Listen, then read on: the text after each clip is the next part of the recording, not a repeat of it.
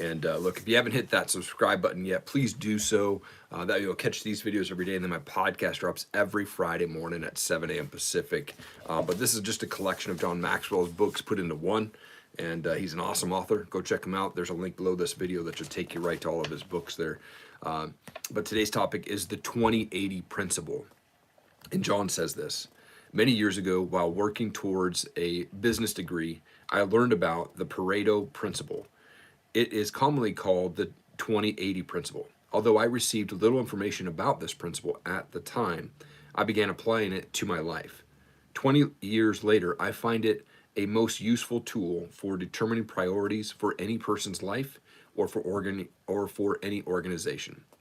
Every leader needs to understand that the Pareto principle in the area of people, oversight, and leadership. For example, 20% of the people in an organization will be responsible for 80% of the company's success.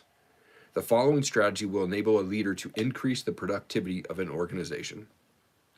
Determine which people are the top 20 producers. Spend 80% of your people time with the top 20%. Spend 80% of your personal development dollars on the top 20%. Determine what 20% of the work gives 80% of the return, and train an assistant to do the 80% less effective work. And train an assistant to do the 80% less effective work. This frees up the producer to do what he or she does best. Ask the top 20% to do on-the-job training for the next 20%. Remember, we teach what we know, we reproduce what we are, like begets like. And that's from John Maxwell's book, Developing the Leader Within You.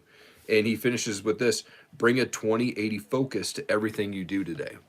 It's a good rule, good mindset to have going into today, into the weekend, especially as we head into next week with elections. But I hope that you have an amazing day. Keep changing the world.